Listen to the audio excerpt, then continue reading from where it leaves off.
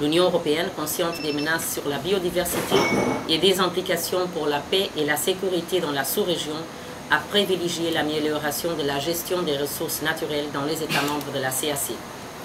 Aussi, à travers son plan d'action de lutte contre le trafic des espèces sauvages, depuis 2016, l'Union européenne reconnaît l'importance de l'arrêt de l'abattage illégal, du trafic et de la demande des produits des espèces sauvages, grâce au renforcement de l'application de la loi et à la collaboration internationale pour le démantèlement de la criminalité organisée. C'est dans cet esprit que l'Union européenne a décidé de financer à hauteur de 6 millions d'euros le projet Renforcement des capacités nationales et régionales des forces d'application de la loi, des procureurs et du système judiciaire et renforcement de la coopération entre les États membres de la CAC pour lutter contre la criminalité liée aux espèces sauvages et le trafic illicite des ressources naturelles.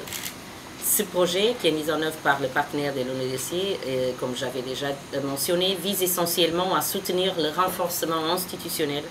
en matière d'application de la loi, de poursuite et de justice dans les États membres de la CAC et à renforcer la coopération dans la lutte contre la criminalité liée aux espèces sauvages et le trafic des espèces et des ressources naturelles. La lutte contre la criminalité liée aux espèces sauvages et aux forêts constitue non seulement un enjeu sécuritaire, mais aussi un enjeu de développement, car les réseaux de criminalité organisée ont fait de l'exploitation illicite de l'environnement l'une des activités criminelles les plus lucratives du monde, dont les énormes profits sont liés à la corruption et au blanchiment d'argent. Pays de forêts, le Gabon, doté d'une grande variété d'espèces sauvages et d'abondantes ressources naturelles, forestières et minières, ainsi que plus de 60% de la population restante d'éléphants de forêt, ce qui fait du Gabon le dernier bastion des éléphants de forêt au monde, est fortement menacé par les braconniers et les trafiquants d'ivoire. La forte demande d'ivoire et son prix élevé sur le marché font de cette espèce une cible privilégiée du trafic international d'espèces sauvages. La génétique forensique est un outil de soutien à l'application de la loi pour soutenir des enquêtes criminelles menant à des poursuites ainsi que des opérations de collecte de renseignements. Le présent atelier contribuera à former et sensibiliser les membres de la chaîne pénale gabonaise à l'utilisation de la génétique forensique afin de renforcer le recours à l'expertise du laboratoire de génétique de la faune de l'ANPN dans les cas de crimes phoniques. Ce laboratoire, comme vous le savez, est le premier de la sous-région capable de proposer des tests génétiques forensiques pour appuyer les poursuites judiciaires et les enquêtes en matière de crimes phoniques.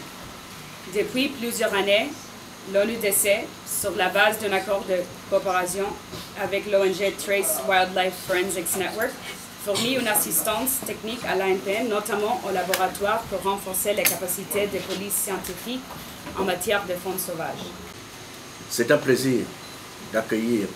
les 28 participants, je crois que tout le monde est là, constitués de magistrats, de juristes,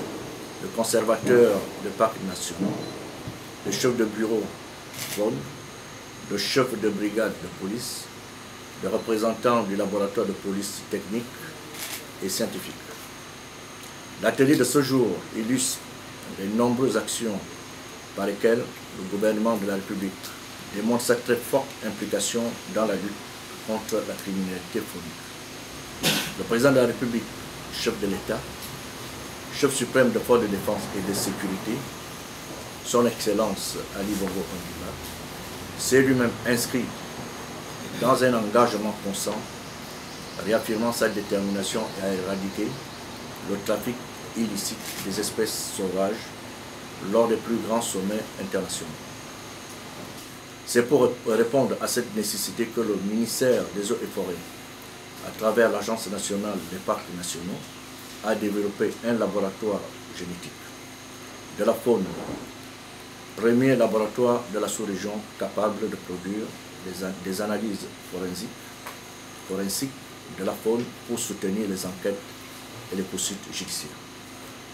Cet atelier vient à point nommé face à l'intensité de la complexité des crimes phoniques et du trafic illicite des ressources naturelles. En effet, le trafic des espèces sauvages est considéré à ce jour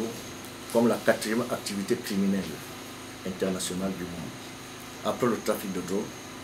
des produits de contrefaçon et de personnes. Vous conviendrez certainement avec moi que ces phénomènes et autres formes d'activité illégale constituent un obstacle de taille à la stabilité nationale, sous-régionale et régionale, à la sécurité et à la croissance économique. En un mot, ils constituent une menace à la viabilité même des États. Mais en même temps,